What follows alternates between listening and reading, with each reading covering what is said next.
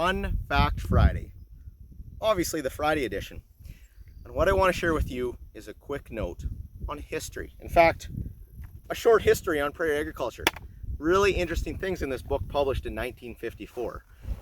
And what I've learned from this book is an interesting invention that took place on the Bell Farm close to Indian Head Research Farm in 1885 and 1886.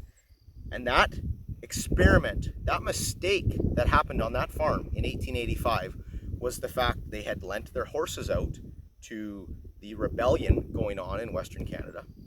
And the horses didn't come back in the spring of 85, so they didn't get a crop in.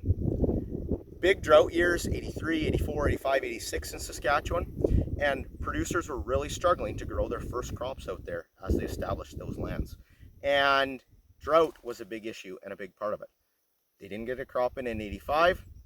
In 86, the horses came back and they were able to get a crop in, and they had a bumper crop compared to anyone else.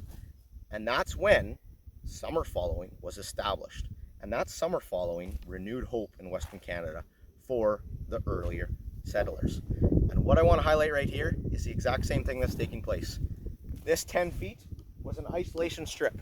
In our Starbuck field last year, we have canola in it, Brett Young, 5125 Clearfield canola, managed exactly the same way. And outside of it, you see some of the symptoms of drought. And so this is what I want to encourage guys to think about is, even though we're having struggles in our field right now, pay attention to what's going on in your field. Understand on mistakes or challenges taking place in your field, because that summer of 1886 was renewed hope for all of Western Canada and is a big part of the success in those drought years in the late 1800s and the late 1900s. We're dealing with it again now, but we have to watch what's going on in our field, and we will find optimism in these challenging times. Have a good weekend.